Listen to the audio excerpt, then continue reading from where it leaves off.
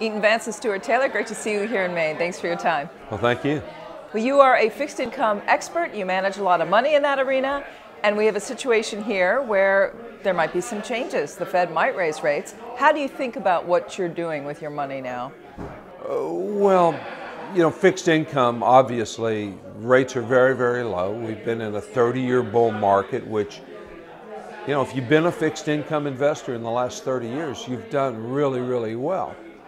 So I think we're in that transition period between high trends to lower rates and trends to higher rates.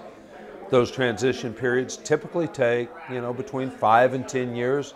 We're about 5 years, 6 years in. So I think we're in a transition period that will last a bit longer.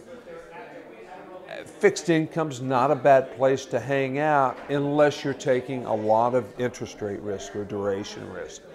But as long as you do things like corporate bond ladders from 1 year to 5 year, municipal ladders, floating rate bank loans, for instance, I just think there's an underappreciation for the mathematics of bond investing and rates.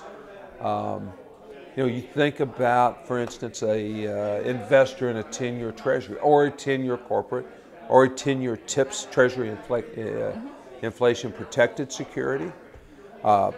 You think about the mathematics of rates, right? So if you own a 10-year Treasury or a 10-year corporate, it has what we call in the business a duration of 10 years.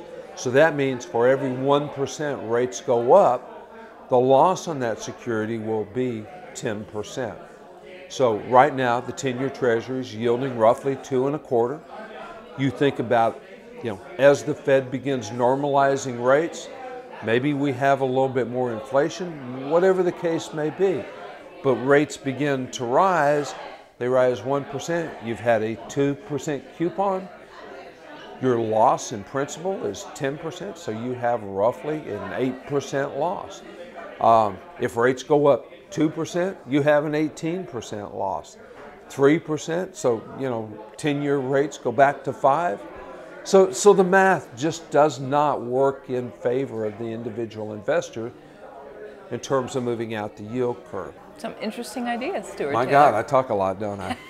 You do, but it was worth every word. Thanks for your time. Well, thanks for having me.